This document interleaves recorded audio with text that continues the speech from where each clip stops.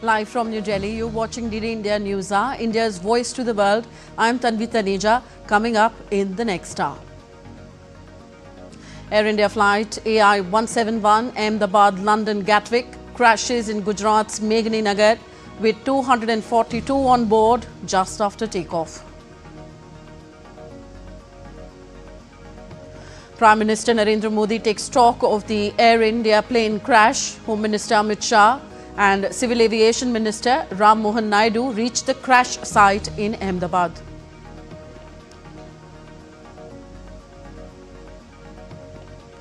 Tata Group to provide 10 million rupees compensation to the families of each person who lost their life in the tragic Ahmedabad plane crash, also to cover medical expenses of those injured. And UK Prime Minister Keir Starmer turns down a request to meet Bangladesh Chief Advisor Mohammad Yunus during his London visit.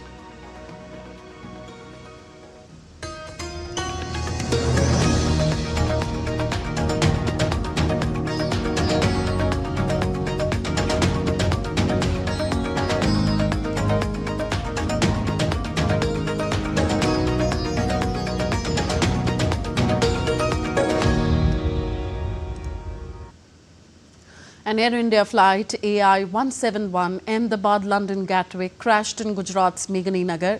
As per information received, there were 242 people on board. The 787 Dreamliner aircraft took off at 1:39 p.m. local time and crashed just 5 minutes after takeoff in a residential area. Prime Minister Narendra Modi personally spoke to the Minister of Civil Aviation Ram Mohan Naidu and took stock of the Air India flight crash incident in Ahmedabad.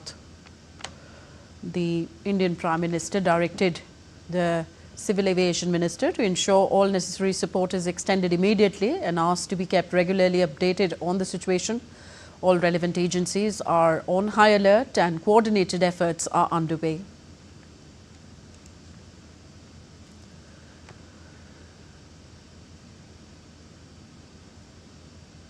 Home Minister Amit Shah reached at the crash site in Ahmedabad a little while ago to take stock of the situation at the crash site in Ahmedabad in a special plane. Gujarat Chief Minister Bhupendra Patel, Civil Aviation Minister Ram Mohan Naidu Kinjarappu, Minister of State Civil Aviation Muralidhar Mohol and Gujarat Home Minister Harsh Sangvi are also with the Home Minister at the crash site. Earlier, Union Minister of Civil Aviation Ram Mohan Naidu Kinjarappu took stock of the situation at the Air India plane crash site. He reviewed the ongoing rescue and relief operations and coordinated with officials from the Directorate General of Civil Aviation, DGCA, Airports Authority of India, AAI, Air India, NDRF, that's National Disaster Response Force, and the local administration to ensure all necessary support is provided. An operational control room has been activated at the Ministry of Civil Aviation to coordinate all details. The contact numbers for assistance are 011-246-10843 and 96503-91859. I am repeating these numbers for our viewers: 011-246-10843 and 96503-91859. I'm totally shaken by the incident that has happened today near Ahmedabad airport. Very tragic and very, very horrific. And even till now, I have to say I'm in a state of shock. When the event happened, I was in Vijayawada doing the review of that airport and attending one state program. But the moment I got to know this incident happened, I wanted to be here physically at the site, try to find out more about what happened and what needs to be done. And also Honorable PM has called me and also told me to be there at the site and also look into the operations which is going on right now. And right now, if you ask me, I can only think about the passengers, their families, what they might be going through, and especially the civilians also who are there near the crash site. A lot of relief effort has been done already, right from Indian Army, NDRF, state police, medical departments, including aviation concerned departments. Everyone has attended immediately. The fire department, to the best of their abilities, they have been functioning here and doing the rescue operations. And we still have to find out the numbers. I don't want to put any wrong numbers to you, so we still have to go through the numbers. And my condolences, my prayers, my thoughts with the families of the bereaved. And we are trying to extend all the help that can be done. I'm just thinking about the families and the passengers who are there. It's a great loss. So following the Air India Boeing 787 Dreamliner crash near Ahmedabad, the Aircraft Accident Investigation Bureau, AAIB, has dispatched its investigation team, including the Director General, to Ahmedabad. They are tasked with investigating the cause of the crash. The UK AAIB will have expert status in the Indian safety investigation. This is in accordance with the ICAO Annex 13 because UK citizens were on board the aircraft. The government of the UK said that they are deploying a multidisciplinary investigation team to India to support the Indian-led investigation. Air India's MD and CEO, Kapil Wilson, said that additional team from Air India is on its way to Ahmedabad to assist the team on the ground.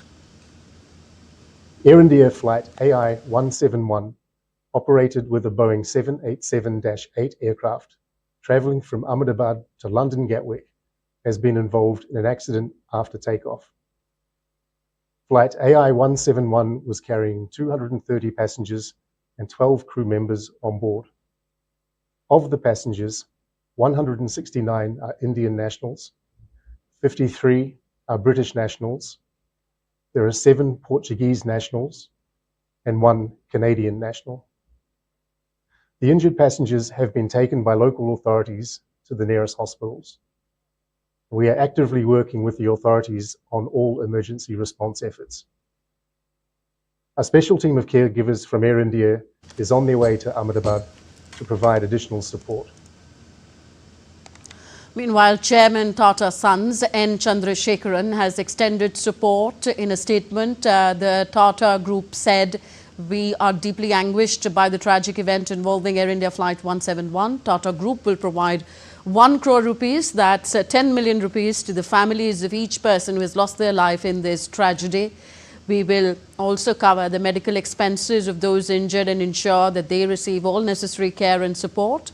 Additionally, the Tata Group said that it will provide support in the building up of the BJ Medical Hostel.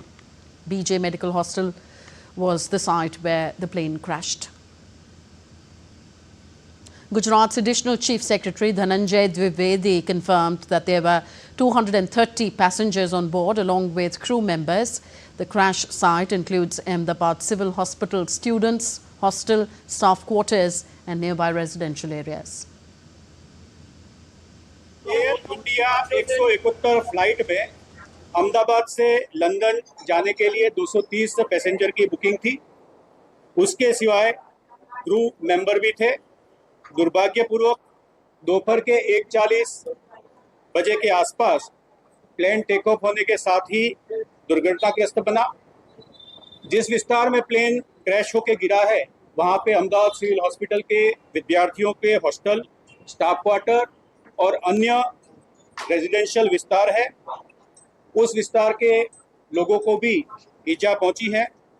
50 जितने घायल व्यक्तियों को civil hospital Ahmedabad लाया गया है, जिन्हें श्रेष्ठ सारवार दी जा रही है। अभी वो सघन सारवार में परंतु स्टेबल परिस्थिति में है। The Additional Secretary also said that DNA testing arrangements have been made for swift identification of victims. Families, especially parents and children of those on board, are urged to submit their DNA samples at the designated site. Flight के जो passenger हैं, उनके जो सगे हैं, नजदीक के सगे हैं, उनसे रिक्वेस्ट है कि डीएनए टेस्टिंग की व्यवस्था हम लोगों ने बीजे मेडिकल कॉलेज के कसौटी भवन में की है।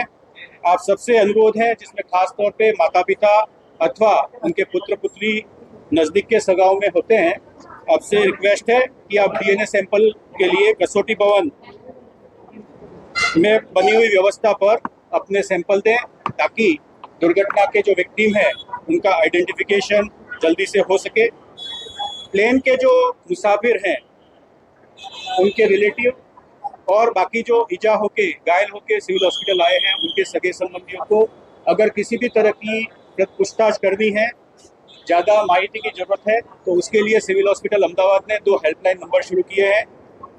एक नंबर है 63 57 37 38 31 एवं दूसरा नंबर है 63 57 37 38 41। इन 2 नंबर पे आप माहिती के लिए संपर्क कर सकते हैं। And now let's connect with our correspondents. DD India's Meghna Dev joins us from Gujarat and Jessica Taneja is joining us from Delhi. Coming to you, Meghna, first. At this point, what do we know about the casualties among the passengers of the ill-fated plane and among the people on the ground?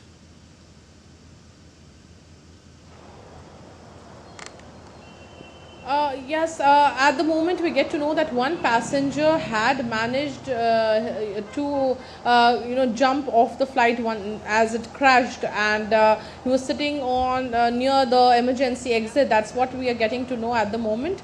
So miraculously one passenger has managed to survive, but obviously a number of people definitely did not clearly did not manage to survive this devastating accident, this devastating crash.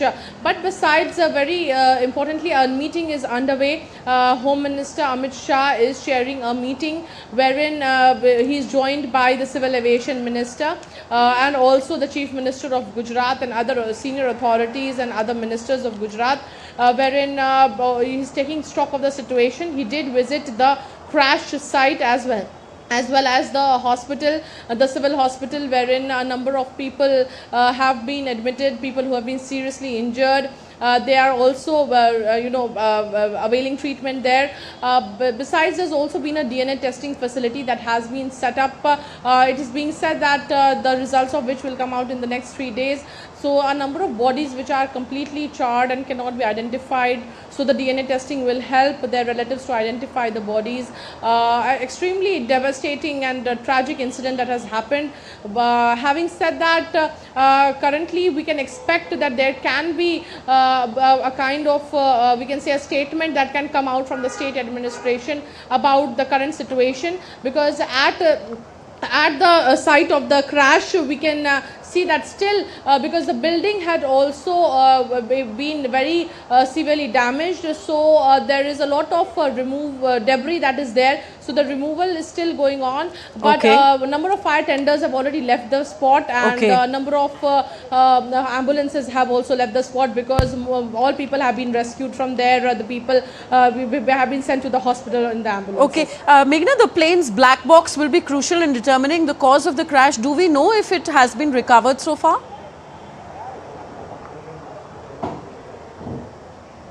Well, we know for the fact that aircraft accident investigation team has, is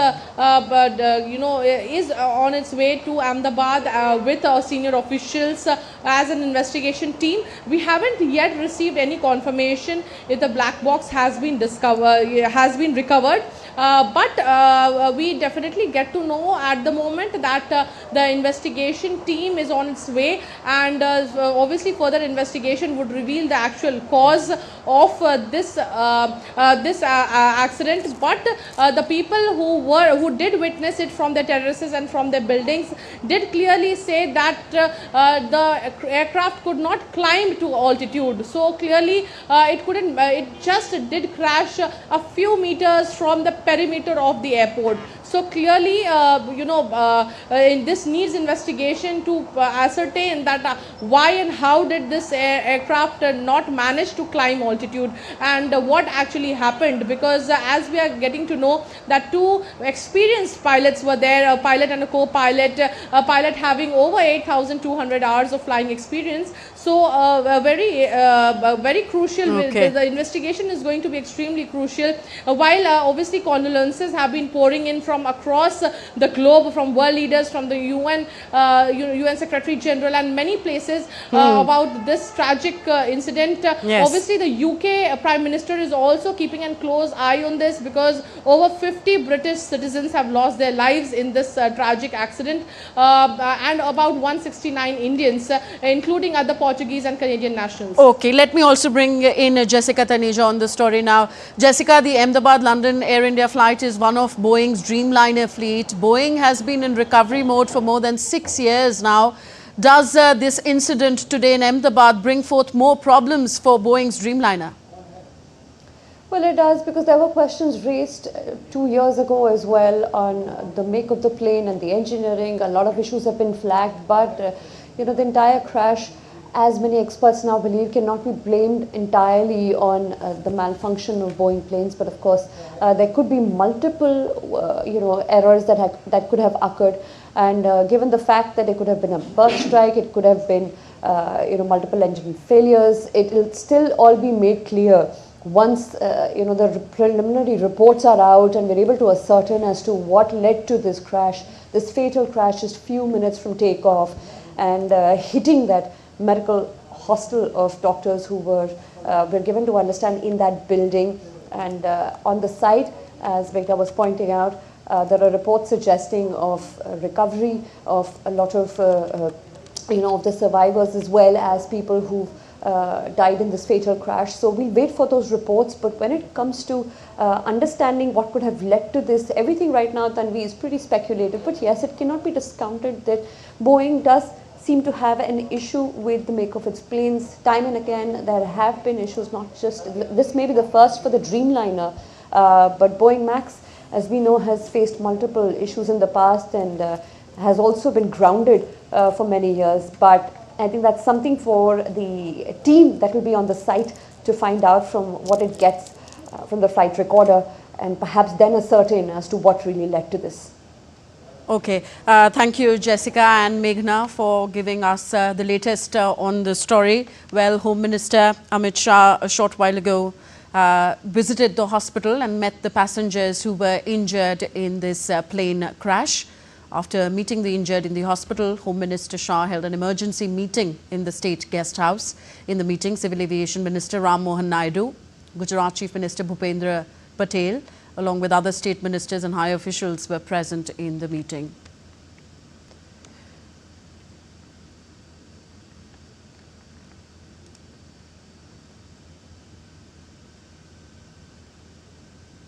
All right, Home Minister Amit Shah holding an emergency meeting in Gujarat to take stock of this terrible tragedy that has occurred in one of the worst in India's aviation history. And let me now bring in aviation safety expert, Air Vice Marshal Kapil on the show. Sir, first of all, would you describe the Ahmedabad Air India plane crash today as the worst aviation disaster in India's history?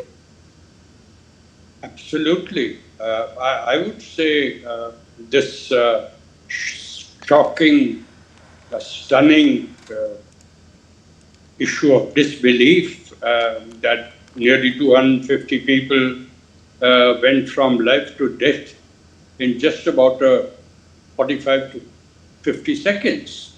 And that too on a Dreamliner, very modern aircraft. It's been in service for only about 12 years or so.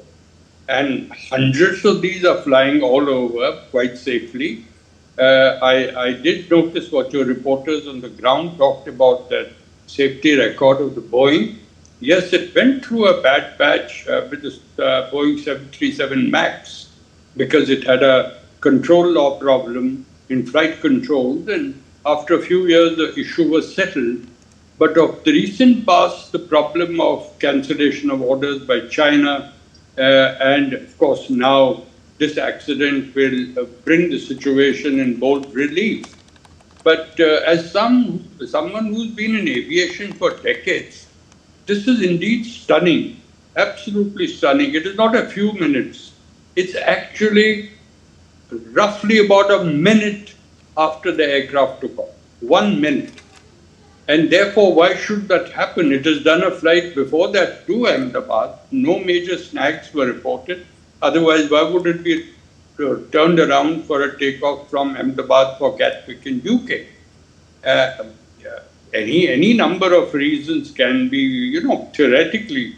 But as I'd like to say, at this point of time, it is body identification, it is DNA matching, recovery of parts, particularly, as you rightly said, Tanvi, the flight data recorder and the cockpit voice recorder, for which the team of the DGCA's Aircraft Accident Investigation Bureau is reportedly en route to Ahmedabad and should be there in a jiffy.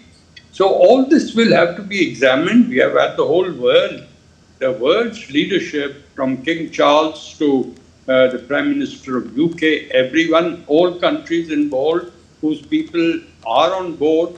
Obviously, are concerned, their loved ones, their families. They will ask their governments as to what would be the reason for this accident. So I think we'll have to be cool-headed. We will have to not become too speculative. But if you have a question on what could be the causes, I could indulge in perhaps a few reasons what that could have caused it. That I could certainly convey. But if there are any other points, I'll only be too happy to answer them. Okay. So, sir, how long approximately does it take to determine the cause of a plane crash such as the one that happened today? It's a very thoughtful question, Tanvi, because, I was in some other channels that people were talking about days and weeks. That is absolutely speculative.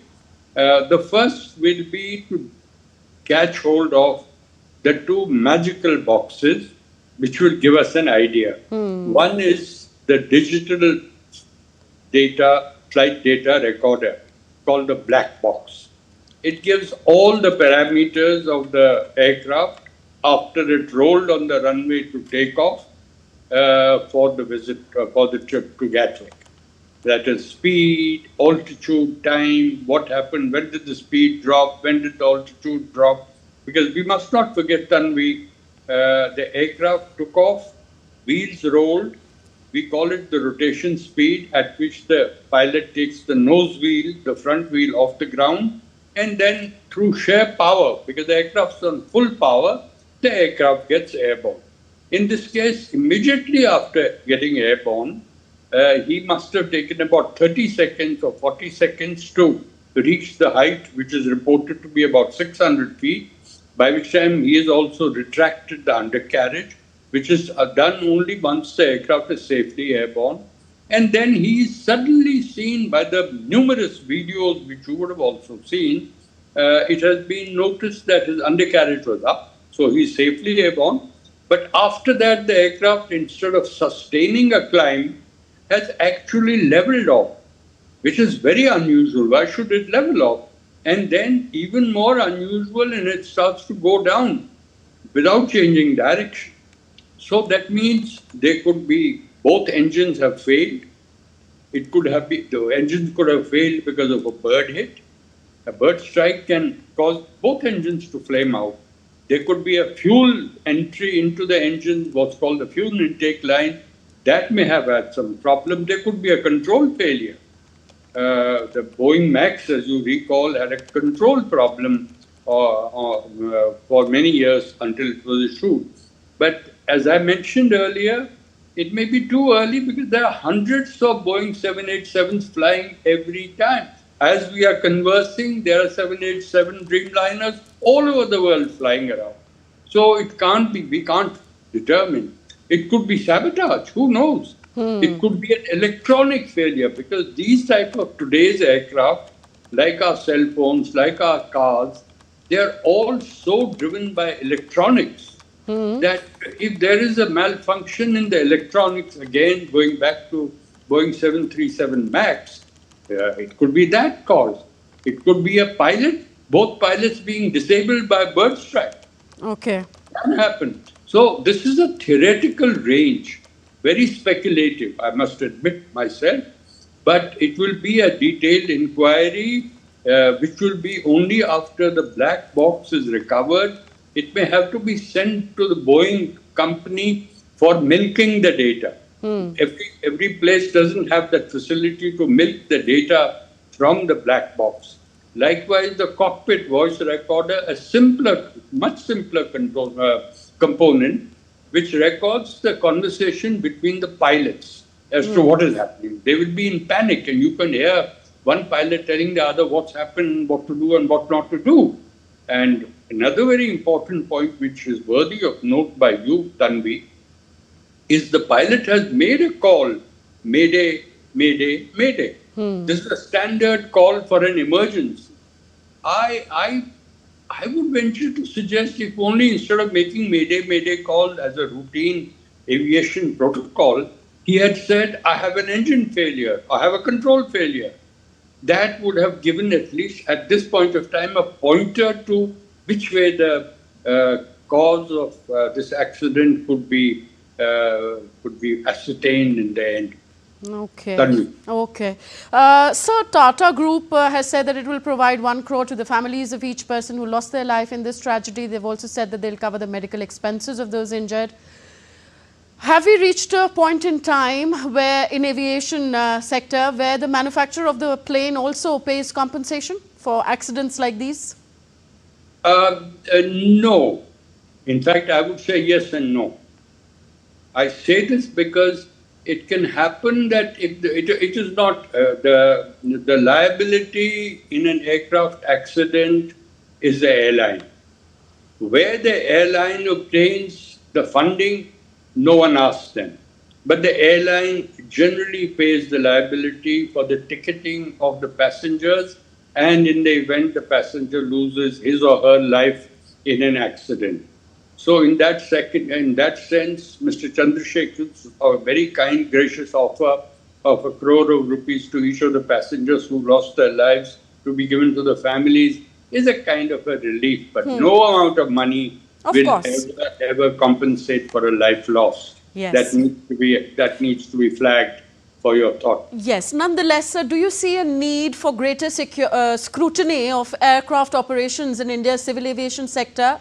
What specific areas need special attention, according to you? Well, this is a constant process. I have appeared on your television and many channels 15 years ago. That time there was a cause because the aviation sector in India was growing absolutely at a crazy pace. And the infrastructure, the support system, the air traffic control, all these were, in a sense, lagging behind.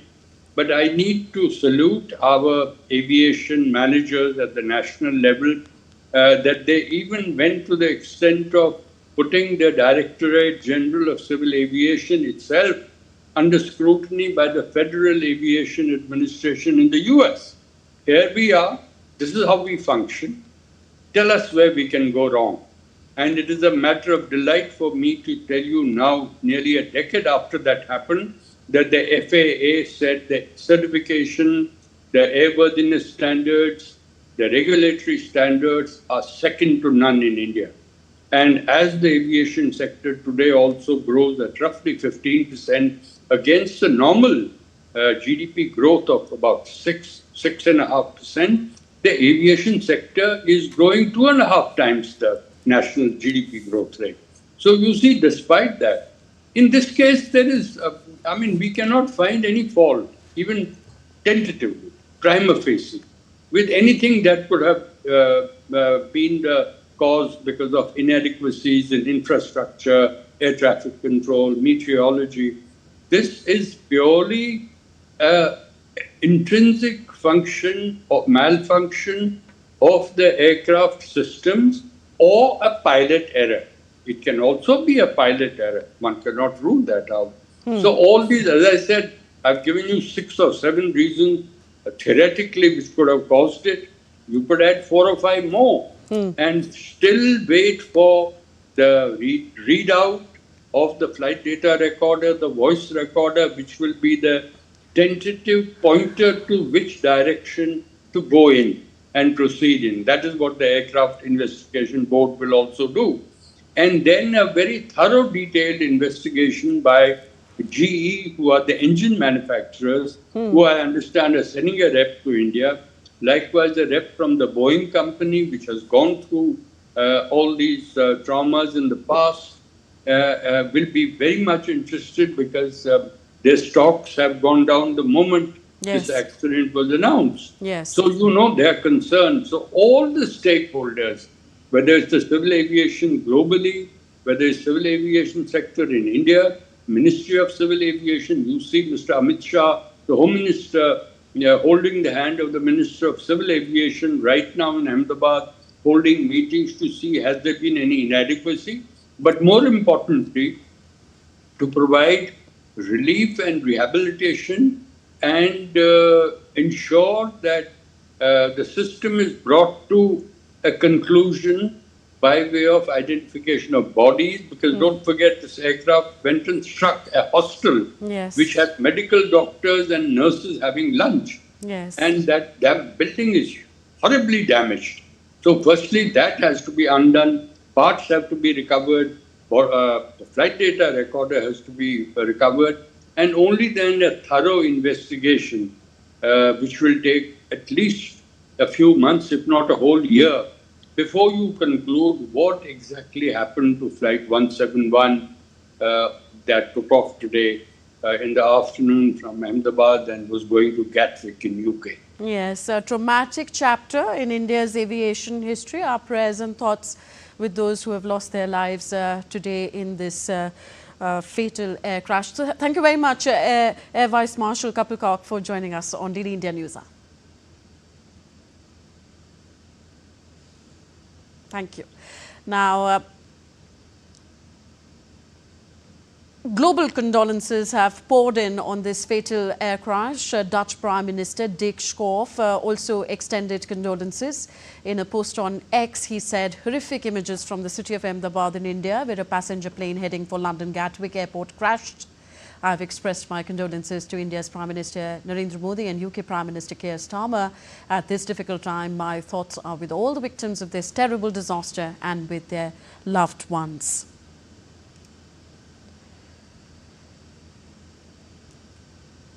Sri Lankan President extended condolences to the families of all those affected on board.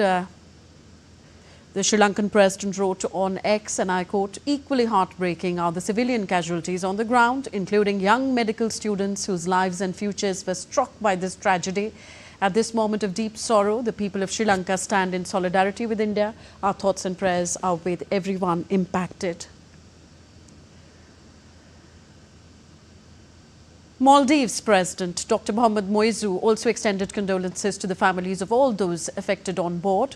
In a social media post, Moizu said, and I quote him, "I express profound sadness at the tragic crash of Air India Flight 171 near Ahmedabad. At this difficult time, the government and people of Maldives stand in solidarity with the people and government of India."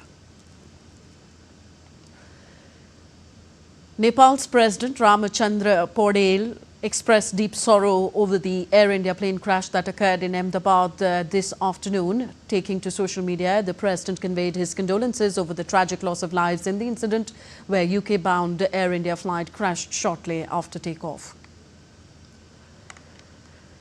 Bangladesh's interim leader Muhammad Yunus faces a diplomatic setback as UK Prime Minister Keir Starmer declines to meet him during a crucial visit.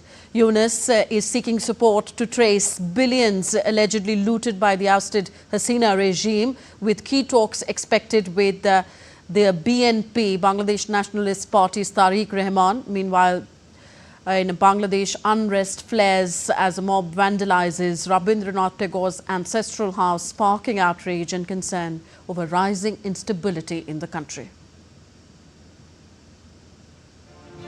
Bangladesh's interim leader Muhammad Yunus faces a diplomatic blow as UK Prime Minister Keir Starmer declines to meet him during his critical UK visit, though the UK government officials confirmed that there was no plan for Starmer to meet Yunus at present. Muhammad Yunus' visit is aimed at raising support for efforts to recover billions of dollars siphoned off by the deposed regime of Sheikh Hasina, reportedly.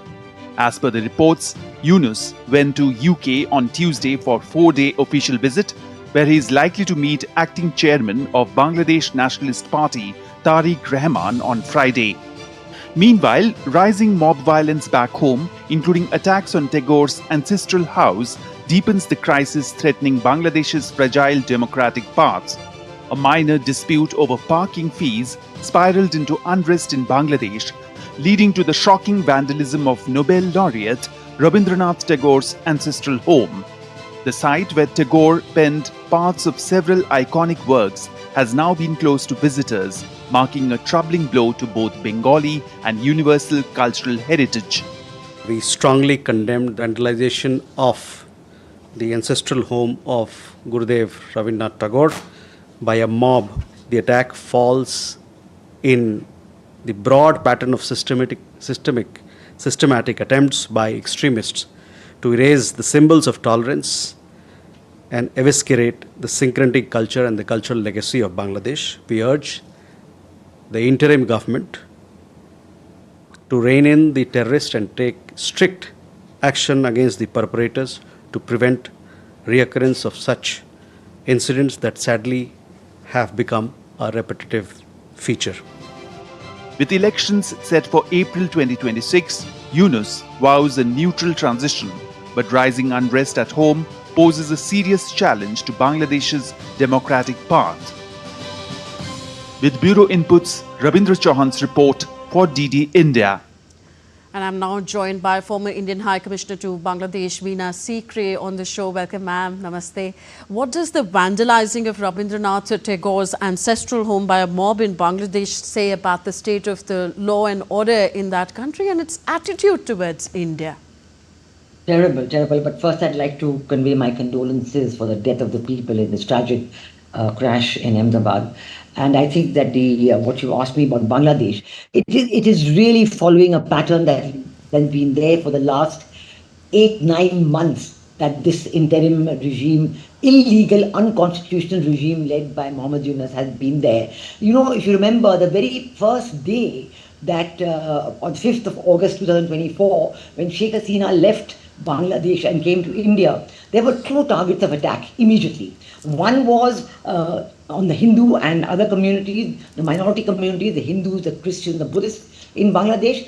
And the second was on Sheikh Mujib's statue and on his home. So every symbol, everything that represents the secular heritage of Bangladesh is systematically being destroyed. And I'm so shocked to see what they have done to the home of...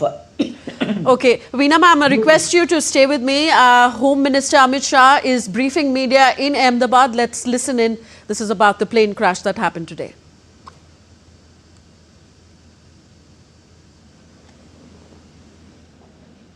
आज दोपहर को air India की flight संख्या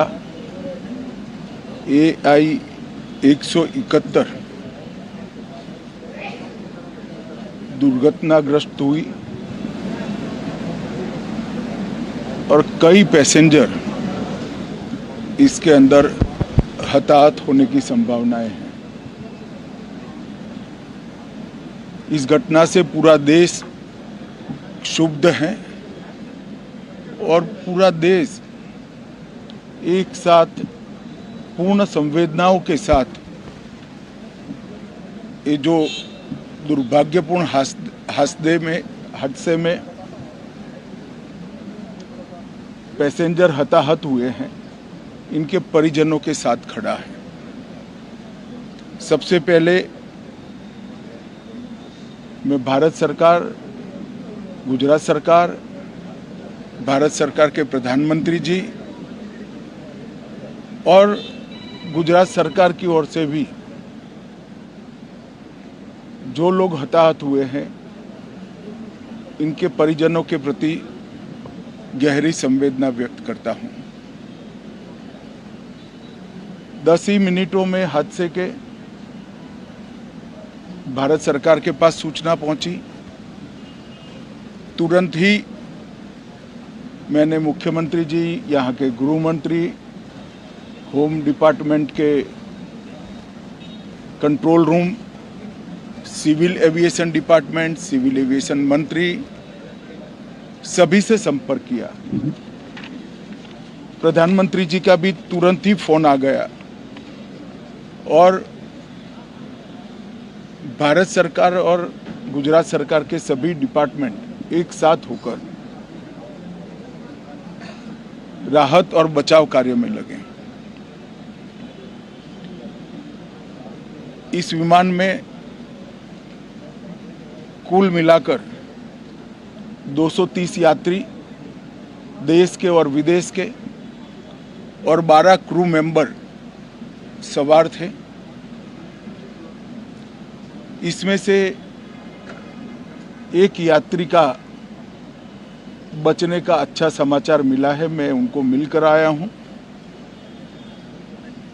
मृत्यु का आंकड़ा तो DNA परीक्षण और यात्रियों की पहचान के बाद ही अथॉरिटी अधिकृत रूप से घोषित करेगी, मगर जो यात्री बचा है उसको मैं मिलकर आया हूं। घटना के तुरंत बाद गुजरात सरकार ने बहुत त्वरा से डिजास्टर मैनेजमेंट की सारी इकाइयों को अलर्ट करते हुए, चाहे हेल्थ डिपार्टमेंट जो हो, चाहे फायर ब्रिगेड हो, चाहे पुलिस विभाग हो, भारत सरकार की भी सीएपीएफ को संपर्क कर सभी ने एक साथ मिलकर राहत और बचाव का कार्य चालू किया। मगर 1.25 लाख लीटर ईंधन विमान के अंदर ही था और लगभग गर्मी तापमान इतना ऊंचा हो गया कि किसी को बचाने की मौका ही नहीं मिला। अब मैं घटना स्थान पर भी जाकर आया हूं। सारे यात्रियों के मृतदेह को बाहर निकालने का काम लगभग समाप्त हो चुका है। जितने यात्रियों के परिजन यहां पहुंच चुके हैं वो सबका डीएनए लेने की कार्यवाही भी 2-3 घंटों में समाप्त हो जाएगी। विदेश में जिनके परिजन हैं उनको सूचना देने की कार्यवाही समाप्त हो चुकी है और जैसे ही पहुंचते हैं उनके भी डीएनए सैंपल लिए जाएंगे और मृतदेहों की पहचान के लिए जितने मृतदेह मिले हैं इनके भी डीएनए सैंपल लेने की कार्यवाही समाप्त हो चुकी है। गुजरात में ही लगभग 1000 के आसपास डीएनए टेस्ट करने पड़ेंगे। ये सभी टेस्ट करने की क्षमता गुजरात में विकसित है, तो डीएनए टेस्टिंग के लिए कहीं गुजरात के बाहर जाने की ज़रूरत नहीं पड़ेगी। गुजरात की एफएसएल और नेशनल फॉरेंसिक साइंस यूनिवर्सिटी दोनों मिलकर कम से कम समय में डीएनए का परीक्षण पूरा करने के बाद परिवारजनों को अपना परिजन का मृतदेह सौंपने का काम करेंगे। उनके रहने की सुविधा, उनकी सांत्वना की सुविधा, जिनको मेडिकल प्रॉब्लम ट्रॉमा के कारण हुए इनकी मेडिकल की सुविधा, ये सारी व्यवस्था बहुत सुचारू रूप से हो चुकी है।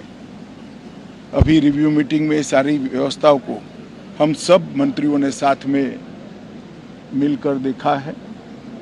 एविएशन डिपार्टमेंट ने अपनी जांच शुरू कर दी है और जांच तेजी से आगे बढ़े इसके लिए भी एविएशन मंत्री जी ने सूचनाएं दी हैं। मैं फिर से एक बार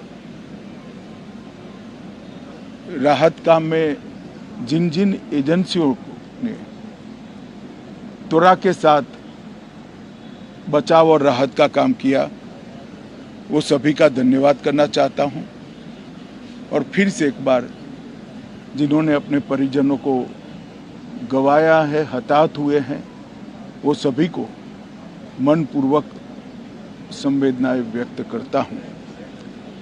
मैं एक बार जरूर कहना चाहता हूं कि ये एक्सीडेंट है, एक्सीडेंट को कोई रोक नहीं सकता, परंतु 365 दिन 24 घंटा इस तरह की घटना के लिए प्रशासन का जो अलर्टनेस है, उसकी कसौटी उसी वक्त होती है जब ऐसी घटनाएं होती है। और आज गुजरात के डिजास्टर मैनेजमेंट की तैयारियों का एक प्रकार से दुर्भाग्यपूर्ण तरीके से मगर कसौटी हुआ और बहुत त्वरा के साथ यहाँ पर काम किया गया, वो पूरे देश के मीडिया के सामने और परिजनों के सामने भी आया है। अंत में मैं फिर से एक बार सम्माननीय प्रधानमंत्री नरेंद्र मोदी जी की ओर से, भारत सरकार और गुजरात सरकार की ओर से सभी हताहत लोगों के परिजनों के प्रति गहरी संवेदना व्यक्त करता हूं। धन्यवाद।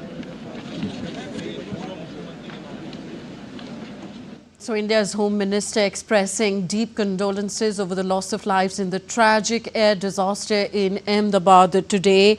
He informed that he has met the lone survivor of this fatal plane crash. The Home Minister further said that the correct figure on the number of casualties will only be released after the DNA sampling is completed.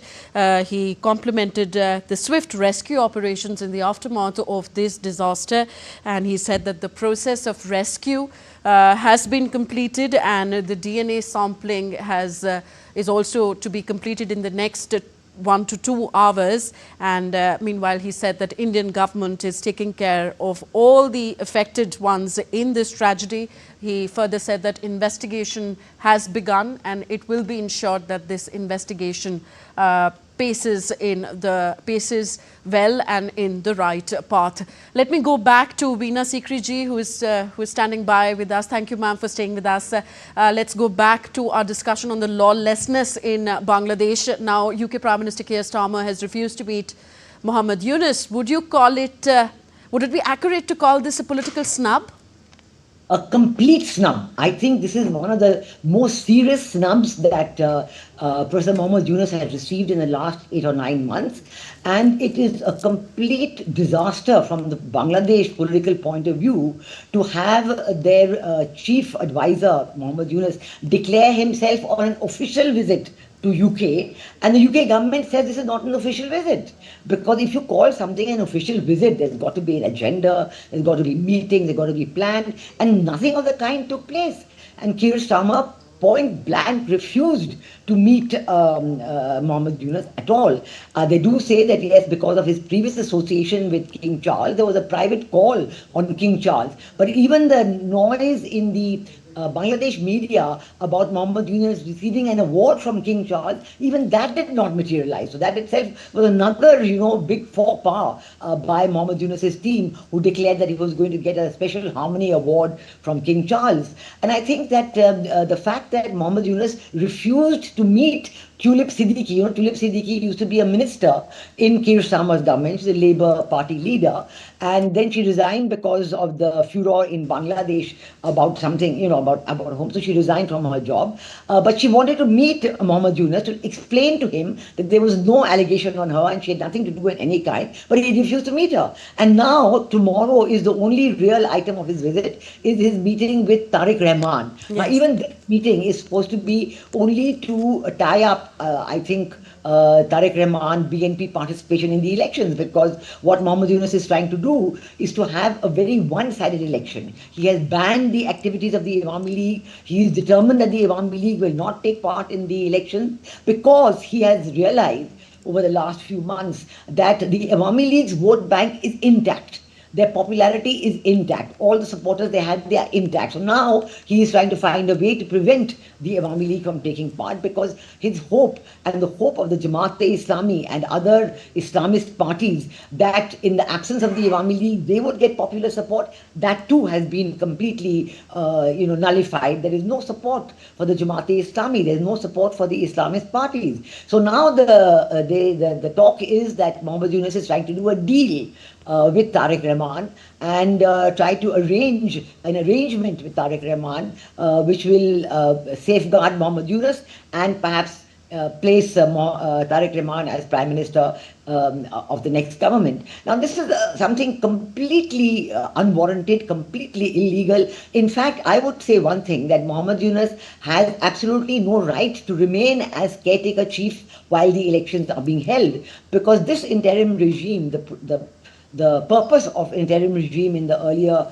Bangladesh constitution was just to come in for 3 months, hold elections and go. But to be an interim regime, this government, this regime, unconstitutional as it is, has tried to bring in reforms, tried to change the constitution and do everything except arrange elections. Even now, they're delaying elections till April of next year, when even the army chief has said that elections must be held by December of this year. So I would say that all told, that Mohammed Yunus is in a very difficult position, completely unpopular in his own country. Today, the way that they have allowed the family home of Gurudev Rabindra Naths to be destroyed by miscreants who were absolutely staged destruction, because they were about some petty dispute about some parking fees and so on. So obviously this was a staged destruction, and they destroyed every secular heritage of Bangladesh. They have tried to destroy. They only want the religious identity. They want another Pakistan.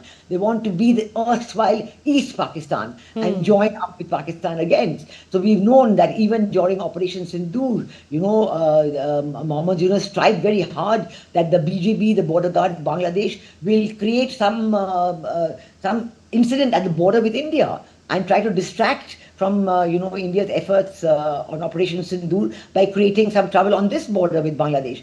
We know there have been media reports on it that this was foiled by the army chief of Bangladesh, who said he would not accept any such situation and would not allow border guards Bangladesh to do any such create any such incident at the border with India. So one can see, and always, that from day one, Professor Mohammed Yunus has adopted a staunchly anti-Indian stance, and he has tried to tell his people that, you must not support Sheikh Hasina and you must not support India because they were supporting Sheikh Hasina. And I think that his attempt to vitiate the atmosphere with India by every means, by going back on earlier decisions on trade and so on, by destroying the connectivity links, the security understanding between India and Bangladesh, by every means he has tried to disrupt the relationship between Bangladesh and India. But I think this has backfired on him. And the people of Bangladesh are suffering, because when he's tried to reduce the imports from India to Bangladesh, the cotton yarn, the pharmaceuticals, which went into Bangladesh manufacturing for their exports, a lot of people have lost jobs. Factories have closed down. Inflation is very high because daily necessities are not coming from across the border. So all this has created a hugely unpopular, completely disastrous economic situation. The growth, which hugely was unpopular, regime and economic state of the country. Well, one hopes that Bangladesh sets an example to come out of this crisis, because every other day we hear reports of mayhem and, vandalization from this country. Thank you very much, Veena Sikriji, for giving us your take on the story. Thank you. Scorching heat grips Delhi as India Meteorological Department issues a red alert for the next 2 days. Temperatures soar to nearly 45 degrees Celsius with little relief even after sunset. Humidity adds to the discomfort across Delhi and Uttar Pradesh. A brief respite may come this weekend with the expected rain and storms. DD India's Tapas Bhattacharya spoke to IMD's chief, Dr. Mrityunjay Mohapatra. Joining me is Director General IMD, Dr. Mrityunjay Mohapatra. Sir, heat wave is going on in the northwest part of India. Yesterday we saw a slight dip in temperature in Delhi at least. There is a red alert still. Yesterday it was there, today is also there, and we expect the same to be there tomorrow also. Yeah, we have issued red alert for Delhi because of many reasons. One is the higher day temperature and also the higher night temperature, and also there is humidity in the atmosphere.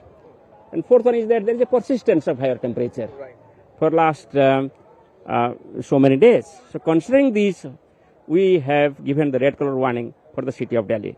And we expect for the next 3 days, there will be heat wave to severe heat wave conditions over Delhi and NCR region. Okay, and what about the other places? For instance, Rajasthan, what about the other places in northwest part of the country? Will there be any respite? Do we see the WD making an impact? At present, most parts in the plains of northwest India, there is heat wave conditions. And we are expecting that this heat wave condition will continue for next 3 days. And thereafter, because of the impact of western disturbances, it is likely to subdue. Also wanted to ask you, sir, you guys are talking about, bringing science to the people. In this particular workshop that we just witnessed, how that's going to impact especially those marginalized section who work in these heat and humid condition? The objective of this community participation with IMD has been to empower the community to utilize the scientific facts in dealing with the heat wave conditions. Here, we continuously monitor and predict the heat wave conditions, and this information is provided to the Rickshaw Pullers Association, Street Vendors Associations, Domestic Workers Association, charitable associations. They also interact with us, and according to them, what will be the impact, how their life and livelihood will be impacted, that has been taken into consideration, and accordingly, the steps are being taken off to communicate the information. So that was Dr. Mrityunjay Mohapatra, the DG of IMD, stating that the heat wave condition is expected to persist for another couple of days, and then the western disturbance is expected to play a major role in bringing down the temperature. With Campus on Wicket, this is Tapash Bhattacharya for DD India from Delhi. The National Cadet Corps NCC mountaineering team, comprising 5 girls and 5 boys, were felicitated by the Deputy Defence Minister Sanjay Seth in New Delhi. The 5 boys and 5 girl cadets were led by Colonel Amit Shah. The feat marked the 3rd successful Everest expedition by the National Cadet Corps. The team consisted of Subedar Major Balkar Singh, the first Subedar Major of the Indian Army to summit the Mount Everest. The youngest cadet of the team was just 16 years old. India mourns the loss of lives at the terrible Ahmedabad plane disaster. Our thoughts and prayers with those affected by this tragedy. That's all in this edition of DD India News Hour. Do let us know your thoughts on the news of the day. You can connect with us on our different social media handles at DD India Live, and you can also download our DD India mobile app for news and updates from India and the world. We'll be back with more news as it breaks here on DD India. I'm Tanvi Taneja. From all of us here in New Delhi, thank you for watching. Namaskar.